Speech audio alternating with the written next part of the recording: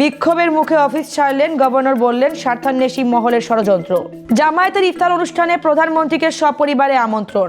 মেয়াদ শেষ হওয়ার আগে এই দায়িত্ব থেকে অব্যাহতি চাইলেন ডিএমপি কমিশনার। বাধ্যতামূলক অবসরে পাঠানো আলী হোসেন ফকির এবার নবনিযুক্ত আইজিপি। ঈদে 5 জোড়া স্পেশাল ট্রেন, অগ্রিম ও ফিরতি টিকিট শতভাগ মিলবে অনলাইনে। বোর্ডের চাহিদায় জাতীয় দলে ফিরছেন সাকিব আল হাসান। মানহানিকর প্রচারণার বিরুদ্ধে আইনি পথে মেহজাবিন। মব সৃষ্টি করে গভর্নরের উপদেষ্টাকে বের করে দিলেন কর্মকর্তারা। কর্মচারীদের একাংশের বিক্ষোভ এবং সরকারের পক্ষ থেকে নতুন নিয়োগের গুঞ্জনের মধ্যে অফিস ছাড়লেন বাংলাদেশ ব্যাংকের গভর্নর আহসান এইচ মনসুর। দুপুর 1 সংবাদ সম্মেলন শেষে কার্যালয় ত্যাগ করেন। এই বিক্ষোভকে স্বার্থান্বেষী মহলের ষড়যন্ত্র আখ্যা দিয়ে মনসুর বলেন, উত্থাপিত বিষয়গুলো কয়েকটি ব্যাংকের একীভূতকরণ, রাষ্ট্রীয় নীতি ও রাজনৈতিক অর্থনীতির বিষয়, কোনো কর্মচারী সংগঠনের আলোচ্য বিষয় নয়। এর আগে সামাজিক যোগাযোগ মাধ্যমে বিভ্রান্তিকর তথ্য ছড়ানোর অভিযোগে সংশ্লিষ্ট কর্মকর্তাদের কারণ দর্শানোর নোটিশ এবং তাদের ঢাকার বাইরে বদলি করা হয়। এর প্রতিবাদে বাংলাদেশ ব্যাংক অফিসার্স ওয়েলফেয়ার কাউন্সিলের ব্যানারে কর্মকর্তারা কলম বিরতি কর্মসূচির হুঁশিয়ারি দেন। প্রধানমন্ত্রীকে ইফতারে আমন্ত্রণ জানিয়েছে জামায়াতে ইসলামী। দলটির সেক্রেটারি মিয়া গোলাম পরোয়ার সচিবালয়ে তারেক রহমানের হাতে দাওয়াতপত্র পৌঁছে দেন। পাশাপাশি 28 ফেব্রুয়ারি চীন মৈত্রী সম্মেলনে কেন্দ্রে ইফতার অনুষ্ঠানের প্রধানমন্ত্রী তারেক রহমানকে ফোনে সপরিবারে ইফতার অনুষ্ঠানে আমন্ত্রণ জানিয়েছেন জামায়াত আমির ডাক্তার শফিকুর রহমান। এদিকে জামায়াত আমিরের অসুস্থতার খবর শুনে ফোনে শারীরিক অবস্থার খোঁজ খবর নিয়েছেন প্রধানমন্ত্রী। সেই সঙ্গে জনগণের প্রত্যাশা অনুযায়ী রাষ্ট্র পরিচালনায় জামায়াতের সহযোগিতা কামনা করেন তারেক রহমান বলে জানান মিয়া গোলাম পরোয়ার।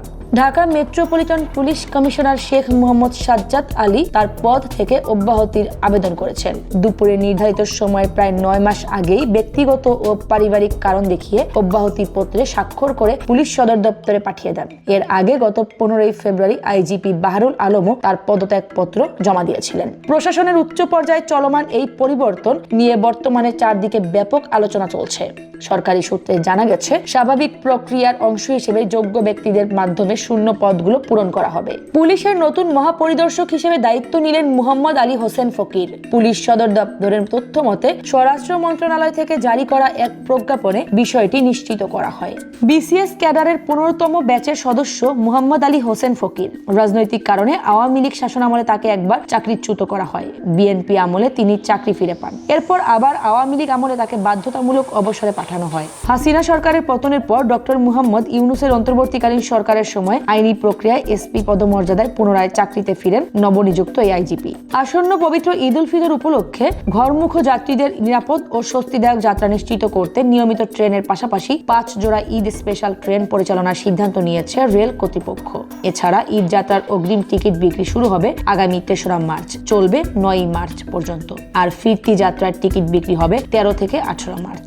অগ্রিম ও ফিরতি যাত্রার শতভাগ টিকিট অনলাইনে বিক্রি করা হবে। ঈদ উপলক্ষে ট্রেন পরিচালনা ও যাত্রী সেবা সংক্রান্ত প্রস্তুতিমূলক সভায় এসব সিদ্ধান্ত নেয় রেলওয়ে কর্তৃপক্ষ।